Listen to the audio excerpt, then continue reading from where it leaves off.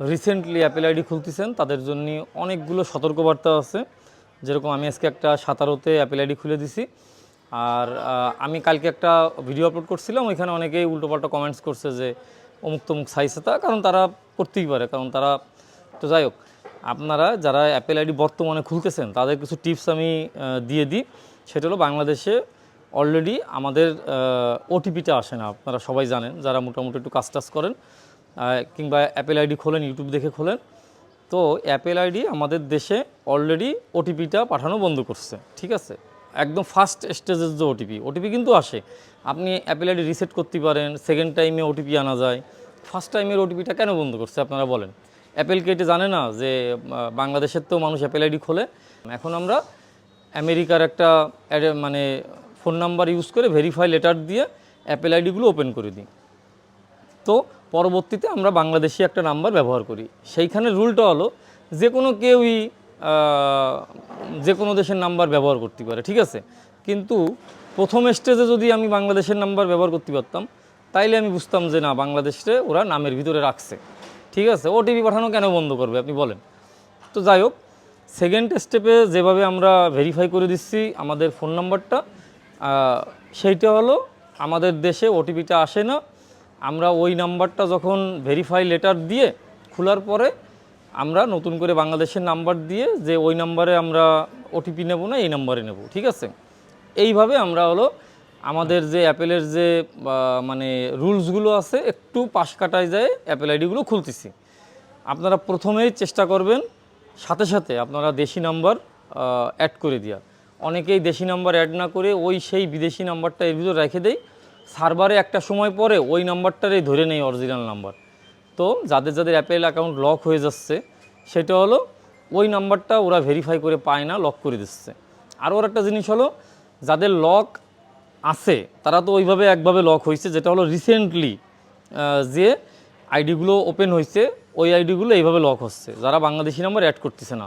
Two ফ্যাক্টরেও Bangladeshi number add করবেন। আপনারা paid apps কিনতে চাচ্ছেন অনেকেই, পেইড অ্যাপসগুলো কিন্তু ভাই আপনি হয়তো জানেন, আমরা যদি বিকাশে 2-3 বার ভুল মানে পাসওয়ার্ড দিই, অ্যাকাউন্টটা কিন্তু ব্লক হয়ে যায়, আমাদের সেই মানে কাস্টমার কেয়ারে যে ছাড়াই আসা লাগে। তো অ্যাপেলের এই পেমেন্ট সিস্টেমটা এতটাই সিকিউর, বাংলাদেশের কোনো ব্যাংকের ইন্টারন্যাশনাল কার্ডও যাদের আছে, ইউএসডি আছে, সেই পেমেন্টটাও বাংলাদেশের তে নেই না। আপনি কি জানেন?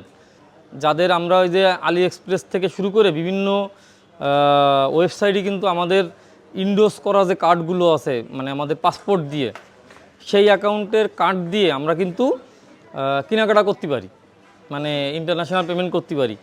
শুধুমাত্র অ্যাপেলের কোনো পে হয় না আমাদের এই কার্ডগুলো দিয়ে, ঠিক আছে।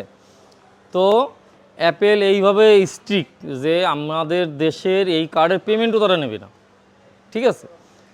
তো আমরা যখন টাকা দিয়ে কেনাকাটা জিনিস মানে করতে যাচ্ছি, তখনই তো একটা ভেরিফাইয়ের ভিতরে চলে আসে এই আইডিটা।